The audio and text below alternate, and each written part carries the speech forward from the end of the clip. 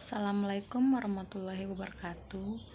Perkenalkan, saya Dewi Tenriani. Di sini saya akan mempresentasikan tugas saya dengan mata kuliah Metodologi Penelitian. Tugas saya yang berjudul Gambaran tingkat kepatuhan penggunaan obat antihipertensi pada pasien hipertensi di Puskesmas Puatu, Kota Kendari. Baik, langsung saja di sini untuk topik pembahasan yang saya akan bawakan. Yang pertama itu ada latar belakang, 2 tujuan, 3 faktor terjadinya penyakit hipertensi, 4 pencegahan penyakit hipertensi, 5 contoh obat hipertensi, dan yang terakhir yaitu metode kerja. Untuk latar belakangnya itu, hipertensi dikenal secara luas sebagai penyakit kardiovaskular, di mana penderita memiliki tekanan darah di atas normal.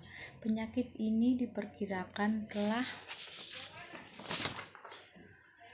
bervalensi hipertensi di dunia. Menurut WHO, tahun 2006 terdapat 972 juta orang atau 26,4% yang mengalami kejadian hipertensi.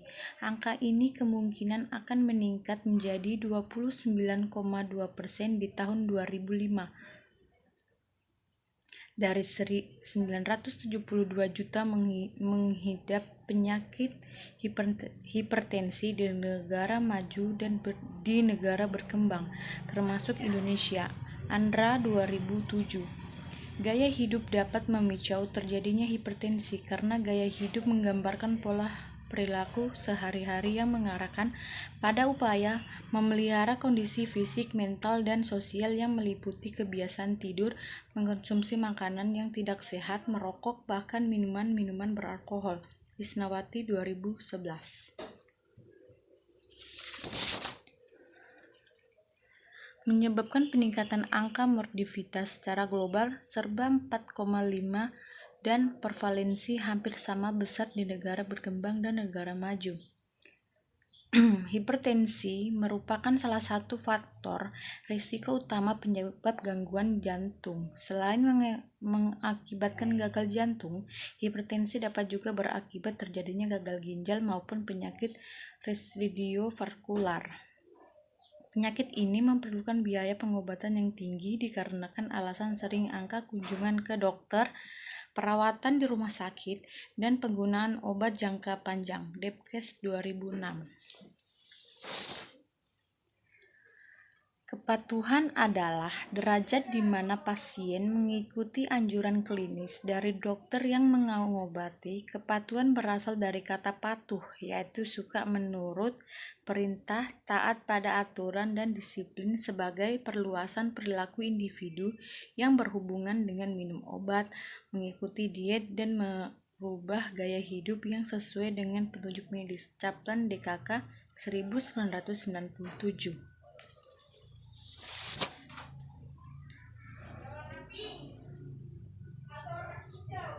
Untuk tujuannya itu yang pertama, mengidentifikasi karakteristik pasien yang meliputi jenis kelamin, usia, dan lama penderita pasien. Yang kedua, mengetahui jenis obat antihipertensi yang digunakan pasien. Dan yang ketiga, mengetahui bagaimana kepatuhan pasien dalam menggunakan obat hipertensi. Selanjutnya yaitu untuk faktor terjadinya penyakit hipertensi. Yang pertama itu kegemukan atau obesitas, 2 mengkonsumsi garam yang tinggi, 3 konsumsi rokok, 4 stres psikososial, 5 kurang olahraga.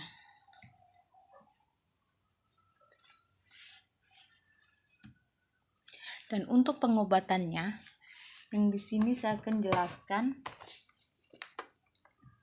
Yang pertama itu adalah diuretik. Contoh obatnya yaitu hidroklorid, diazetik, thiazid, dan benzoyltiazid. Yang kedua yaitu beta blocker, di mana contohnya metoprolol, propanolol, dan atenolol. Yang ketiga calcium channel blockers, yaitu contoh obatnya amlodipin, diltiazem, dan ditrazepin.